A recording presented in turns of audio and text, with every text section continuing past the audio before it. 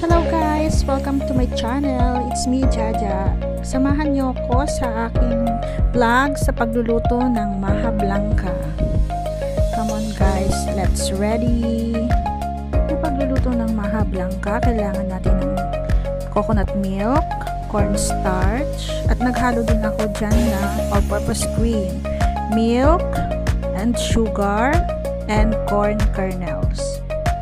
So before we start, lagay muna natin yung coconut milk na 400 ml sa kawali. Isunod natin yung 2 cups of milk. Ihalo-halo lang natin and then i-add na natin yung 1 cup of sugar.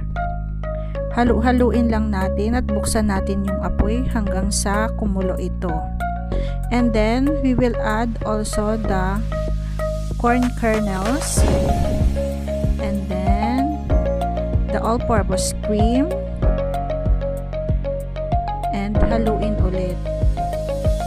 Hintayin natin siyang kumulo. Habang naghihintay tayong kumulo, i-prepare na din natin yung 2 cups of cornstarch. Lagyan natin ng half cup of water and then kapag kumukulo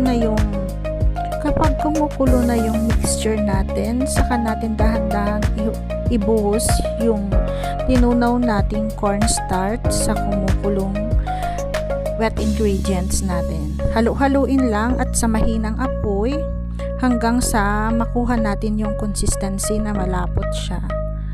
At yan, kapag ganyan na yung consistency niya, okay na yan, patayin na yung apoy. And then mag-prepare na tayo ng lalagyan natin. Yan lang available kong lalagyan dito, yung lianera nilalagyan ko ng leche flan. Brinash ko lang yan ng butter para hindi dumikit, tsaka isinalin ko na yung maha blanca habang mainit pa siya, kasi pag malamig na, matigas na siya, pangit na siyang ilagay dyan.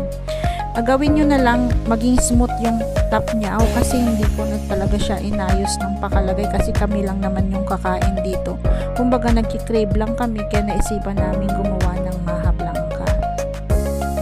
So ayan, ready na yung maha blanca namin. Yan, ready na for taste test. Masarap siya. Try nyo na guys. Thank you.